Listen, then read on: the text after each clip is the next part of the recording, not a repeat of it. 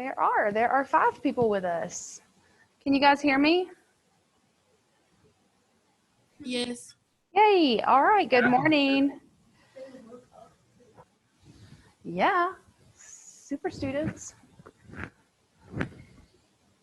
How do I get that to work? Cool. Cool. All right, y'all. Good morning, everyone. Good morning to you in my class. Wait, you can't minimize that. Okay, my bad. I need to screen share so they can see our screen.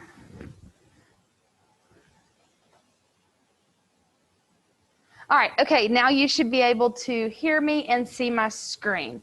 All right, so we yesterday had our module and we did this. Y'all, I'm getting like hundreds, not hundreds, that's exaggerating, but at least like 50 emails on people not knowing how to submit their assignments with Google Assignments.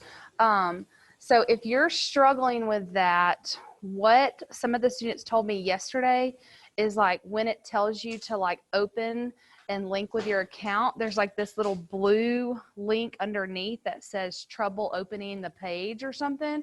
If they click on that blue link, it opens up in a new page and apparently is a lot easier and works better that way. So just mess around with it, but please, please, please submit in Google Assignments so that I have everyone here. So I can see all of these people that have submitted.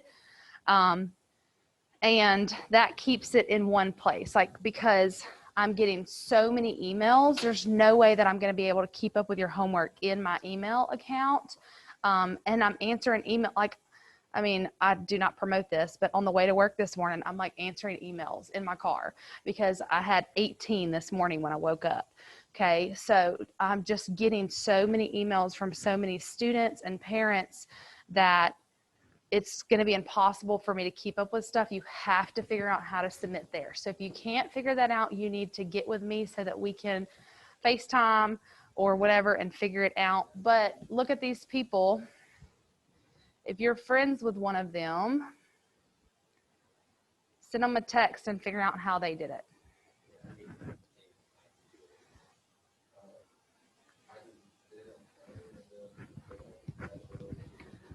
So you have, where's your homework at? Have you done your homework? Cool. Okay, that's the video. Go back to this. Scroll down. Link your account.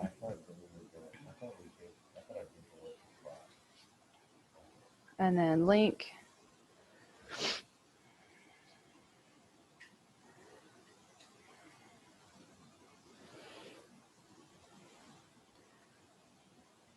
And then now you can open assignment. Perfect. And so you'll want to go back and do that. And then when you're ready to submit, you just add files. Okay, so if you're virtual and you don't know how to do that, y'all are gonna have to message me. I think I'm figuring it out and we may have to like FaceTime or Zoom or something so I can show you what to click on, but we should be able to get through that together. Okay, so today we are doing page 3. So if you go to your module today, you can see here, it says today we are Zooming. That's what we're doing right now. And we are going to complete the 3rd page. Tomorrow we will complete the 4th page. And then on Friday, you will have another Delta assignment that is just going to be a review. Okay, so you will just have a short assignment to complete on Friday. I'm not going to have a Zoom meeting with you or a lesson to watch. You'll just do that Delta. And then I also will be available for tutoring if you need tutoring on that day. Now, I know several of you have emailed me and asked if I will go over the homework assignment. So that's what we're going to start with, is answering your questions. But no, I will also post a key on Friday. So on Friday, I'll post the key so you can go back and check all of your work. But if anybody has questions on that 2nd page, we can do that now. You know, if I could find it. Okay, so if you're Zooming and you've got a question, just unmute yourself and ask Does anybody in class have a question that you remember? Everybody's happy? That's 9-1. That's yesterday's homework assignment. No, that's what you did yesterday at home. So that's what you'll be doing tomorrow. Sure, of course. Take a picture of my desk? Oh, yeah. Cool.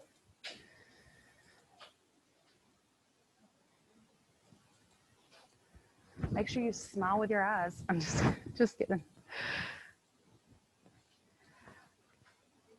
Yeah, you're welcome. Have a good day. Okay, y'all, I'm printing this out. Sorry, I didn't have that done. All right, so yeah, like David, we'll do a different assignment every day. Like they're not allowing us to do the same thing with A on Monday and then B on Tuesday. I have to do a different thing on Monday, a different thing on Tuesday, a different thing on Wednesday. So if you're on the virtual day, you have to do whatever the in-class people do that day. It's a lot. So you're doing math work 5 days a week. If you're not doing math work 5 days a week, then you're missing something. But all your classes are supposed to be like that. Are they? Are y'all doing work in all of your classes? Really? I give it about a 50-50. None of us know what we're doing. Yesterday, I posted my YouTube video for geometry as private. They were like, Ms. Cole, we can't open this. Like, what do you want us to do? I'm like, I don't know. Okay, well, it's supposed to be, you're supposed to be working every single day for every class. If the other teachers aren't doing that, like, sorry, I'm doing that. I hate. Mm-hmm. What do you mean? Wait, I'm confused. Start over? Right. Yeah, so nobody will do anything Monday. No virtual, no in class, nothing on Monday, and then on no school. Nobody will have school. You don't have to even log on to Canvas on Monday. But on Tuesday, you guys will be back in class virtually. So you will have a math assignment on Tuesday. Okay. And then my virtual kids are working every day. All right, y'all. Okay, here we go. We are working on radicals today. All right. So it says when you are dealing with a radical, you are going to make a factored tree. Okay. Do you remember factored trees? No, let me show that to you guys real quick. If we have a factored tree, let's just pick a number like, I don't know, 68. Okay. So I just picked that number randomly, 68. And when you start a factored tree, what you're going to do is you're trying to get down to the prime factorization. Okay. So what I'm going to do is I'm going to split this into two factors. And it doesn't matter which two. It could be any factors. Most people usually just start with 2. Okay. So you would do, if it's even, of course. So then you would divide 68 by 2. That gives you 34. Okay. 2 is prime, but 34 is not. So we need factors of 34. Again, you could do 2. 34 divided by 2 is 17, and then I would bring down that 2. Is there any factors of 17 other than 1? No. Okay. So our prime factor tree, so this is like supposed to look like a Christmas tree. Okay. And the base, the bottom row is your prime factors, 2 times 2 times 17. And if I multiply that, 2 times 2 times 17, that's a pretty bad glare. That gives us 68. So we're looking for the numbers that we can multiply together to get the prime number. Now, so that's how you're going to start out these reducing the radicals. It says perfect squares make up a whole number. Okay, so if it's a perfect square, you know perfect squares are like the ones, like 1 squared is 1, 2 squared is 4, 3 squared is 9, 16, 25, 36, 49, on and on and on. Those are all perfect. So if we have a radical and 16 is underneath the radical, what's the square root of 16? Well, 4, because 4 squared gives you 16. So if it's perfect, you're looking for what you would have squared to get that number. Everybody remember that. Hopefully that's something that you're like, yeah, we did that in 5th grade. All right, now the leftovers are the ones that are not perfect, okay? So if we look at our example of 68, okay, we have 2 of the same number, okay? So that means that this right here is a perfect group. So this gets to come on the outside if we were doing the square root of 68, okay? We do our prime factor tree, and then we look for our perfect groups. So our perfect groups here are 2 times 2. There's 2 of those. We're dealing with a square, so that 2 goes on the outside. You don't multiply it together. You just put what's inside the perfect group. So inside this perfect group is 2. It goes on the outside. Well, what's left over? 17 is what goes in the inside. So the square root of 68 simplifies to give you 2 square roots of 17. Your calculator is not going to do that for you guys, or at least mine is not. Some of them do, but not this one. If you do that, it's going to give you a decimal. That is not what we are looking for. I do not want the decimal. What I'm looking for is 2 square roots of 17. Okay, so let's pick a different number. Let's do, no, that's perfect. Hold on, I'm making this up on the top of my head. Let's do 20. And let's not use 2 as our first factor. So what's some other factors of 20 that doesn't involve a 2? 5 and 4. 5 times 4. Is 5 perfect? Is there anything else that, no, I'm sorry, it's not perfect. Is 5 prime? Is there any number in 5 other than 1? No, so it's prime, so it's perfectly fine just as it is. Is 2 prime? I'm sorry, is 4 prime? No, because what are some factors of 4? 2 times 2. So I can break this up to 2 times 2.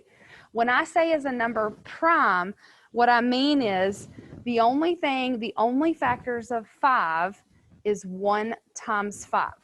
So if the only factors of a number is 1 in itself, that makes it prime. So that is a prime number. So 5 just comes down. So there's my pretty Christmas tree. That's my prime factorization. That's what you're doing. Now, this bottom row is what we look at to simplify the radical. We're looking to simplify the square root of 20. So do I have a group of 2? The same thing. Yeah, and what is it? I have those 2's right there. So what do I write on the outside? 2. What's my leftover? The leftover is 5, and it goes on the inside. Questions?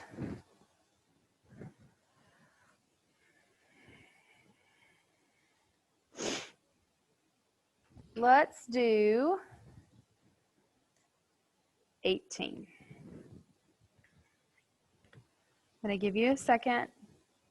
Start with your tree.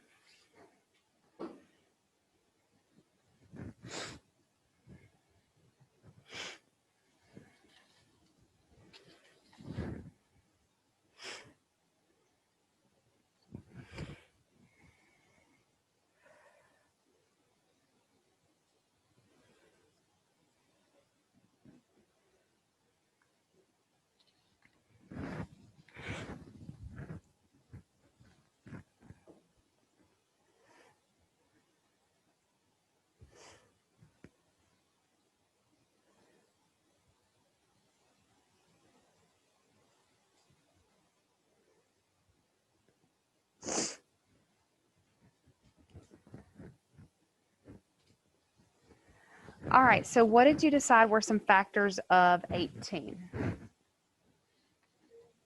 Okay, so 3 times 6, perfect. Which one of those is prime? 3, so we can just bring 3 down. What are some factors of 6? 3 times 2, 2 times 3. Okay, so are 2, 3, and 3 all prime? Yes. Do I have a perfect group of 2? Yes. Yeah. It doesn't have to be 2s every time. Like we have a group of 3s. So where does the 3 go? Inside the house or outside the house? Outside. And who goes inside? 2. That's right. The 2 that are repeated go on the outside. The leftovers go in the inside. Okay, let's try this one. Let's do 2 on the outside already. And on the inside, we have 98. Hey! No, he's B-Day. All right, so we've got this 2 that's already on the outside. So when that happens, you guys, just know that you're going to be bringing that down. Okay? What we're going to focus on is our 98. That's what's going to go inside our tree. What are some factors of 98?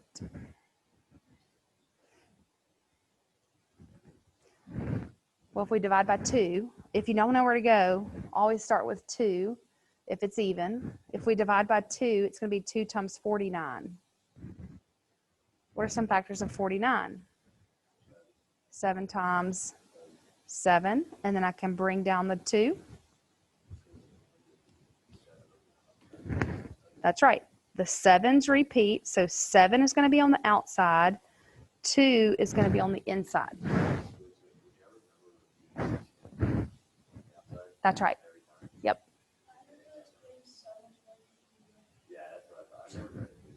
Well, you have Miss Cole this year, and my job is to make it easy. So here's the thing, though. We're not done because you started out with a 2 on the outside. Thank you. How are you? I'm good.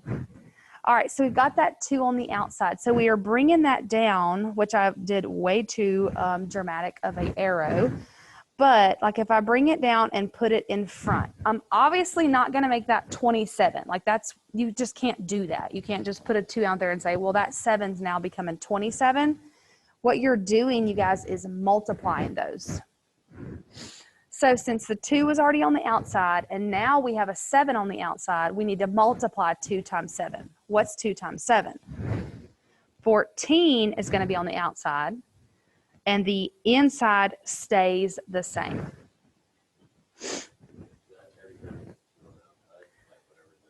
Exactly. That's right. So if they start out with a number on the outside, you just bring it down and multiply it by whatever you got by simplifying.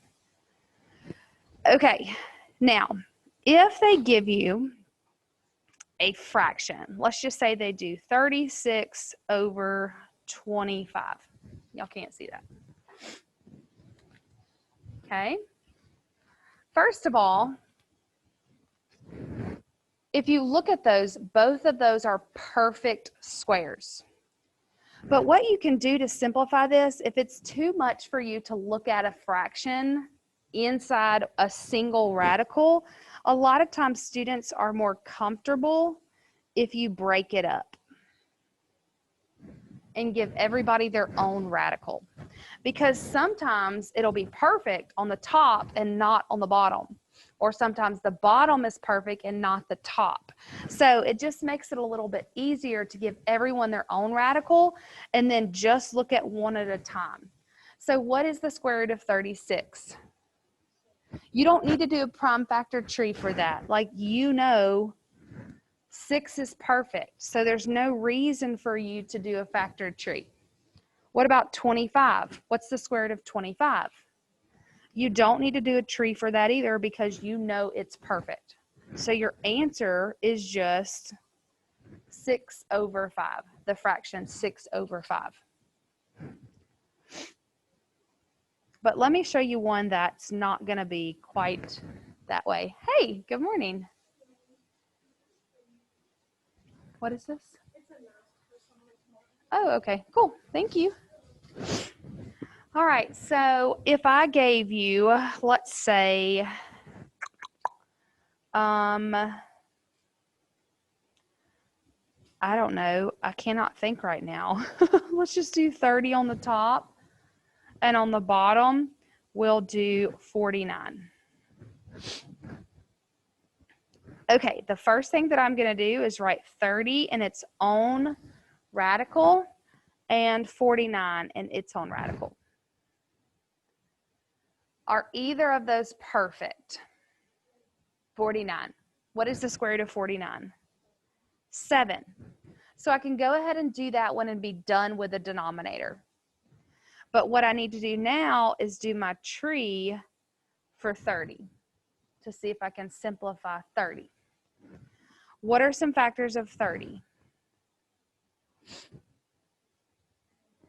10 and 3. What are factors of 10? 5 and 2. And bring down 3. Are 5, 2, and 3 all prime? Do you have a repeated number? What's that mean? Means it doesn't simplify at all.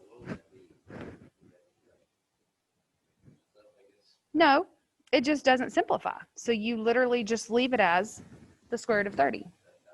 That's it, yeah. Just the square root of 30 on top, 7 on the bottom. So not everything can simplify. Some of them don't, but that's why you do your factor tree, okay?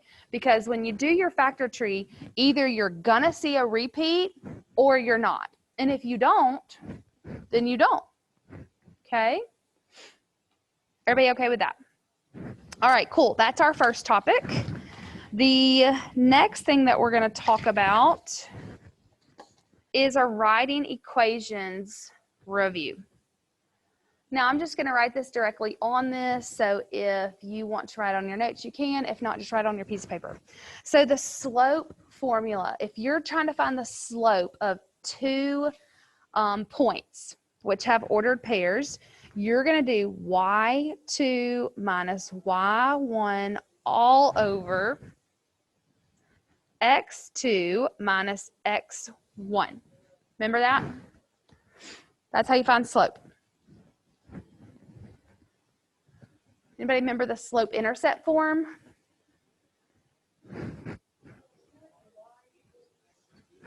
Bingo. Y equals mx plus b. That's like the one thing you have to remember from Algebra 1.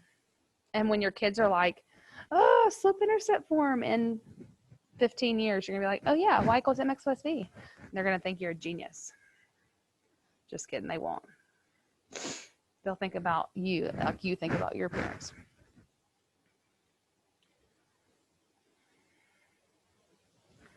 So m is your slope, and b is your y-intercept. Okay. All right, then it says blank lines have a slope of 0. What type of lines have a slope of 0? Vertical or horizontal? Think about a treadmill. I always think about a treadmill. That's how I can remember. A treadmill is 0 when it's vertical, horizontal. So if you get on a treadmill and the slope is at a 0, your treadmill is just flat, right? You can increase the incline to like change your workout. You would be changing the slope. But when you first step onto that treadmill, it's always going to be set at 0. And so that is a horizontal line. Horizontal, like the horizon. Horizontal lines have a slope of 0. What type of lines have undefined slope? Vertical. Like undefined means it's impossible for me to climb up that, like that wall right there. If I like went over to that wall and just started walking vertically, y'all would be like, we got to get down here. Miss Cole she is out of control. Okay, it's not possible. It's not possible for us to walk on a vertical line. Therefore, it has an undefined slope. Okay, But a treadmill is horizontal with the ground. It has a slope of 0. That seriously, after 12 years of teaching math, I still have to think about that stupid treadmill because it's hard to remember which one's which. It really is. It's confusing. But for me, that allows me to remember. Yes, yeah, like think about the sunset, the horizon.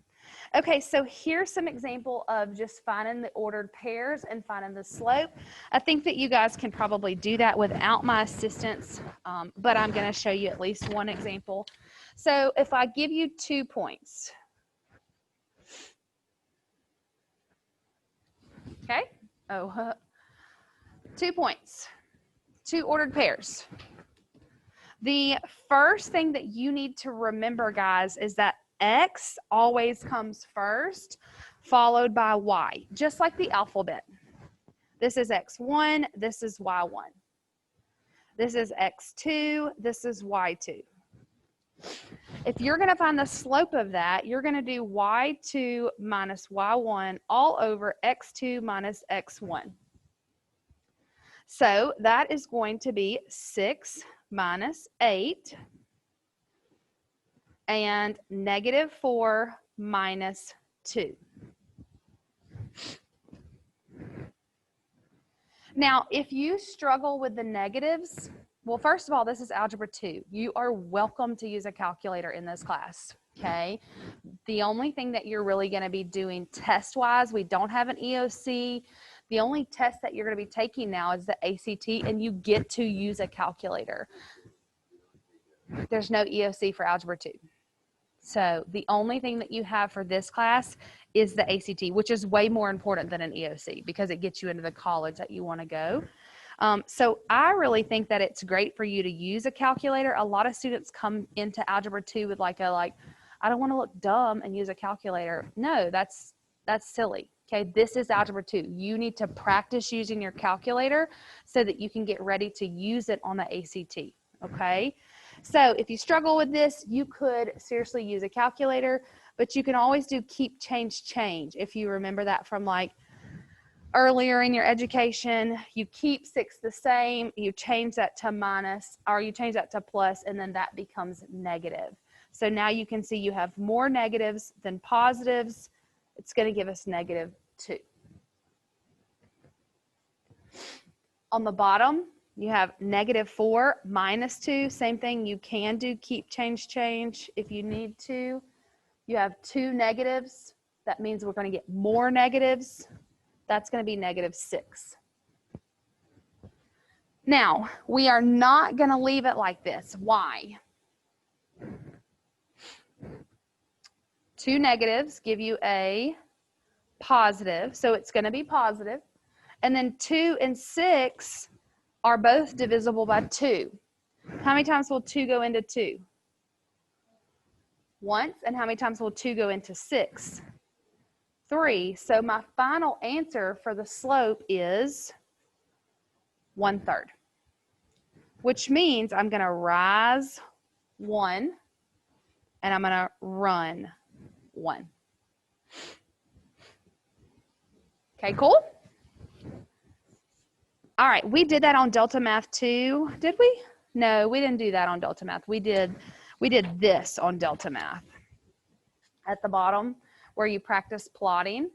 Remember, when you plot, you're going to graph the y-intercept first, then you are going to use your slope. So many students struggle with this. When they write it, the negative directly in the middle like that, people don't know who to make negative. It doesn't matter, but only one of them is going to be negative. So either you're going to have -2 over +3, which would mean down 2, right 3, or a +2, -3. Only one of them is negative. This would mean you are going up 2, left 3. But no matter what, you know it's negative. That means your line should be decreasing. If your line's not decreasing, you did your slope wrong. Okay. Now, the next two on here are the ones that are going to be our vertical and our horizontal. The way that I remember this is if it is just a y by itself, it just says y equals 5. Okay, so I'm not going to use that exact answer. I'll do y equals 4. Big change. Okay. Now, when you are graphing this, you know that y reaches high, x is your horizontal. But when you plot this, if y is by itself, okay, what that means is that it's going to go through 4 on y's axis. So y is here, it goes through 4. I also, in my head, which is silly, I think of this as like hi, like, hey, Miss Cole, hi. Instead of using an I, we use a Y. So if it's like that, then you know you're doing a horizontal line, like the horizon. It runs through 4 on the Y axis. If it's a Y by itself, it is going to be a horizontal line. What's the slope of that horizontal line?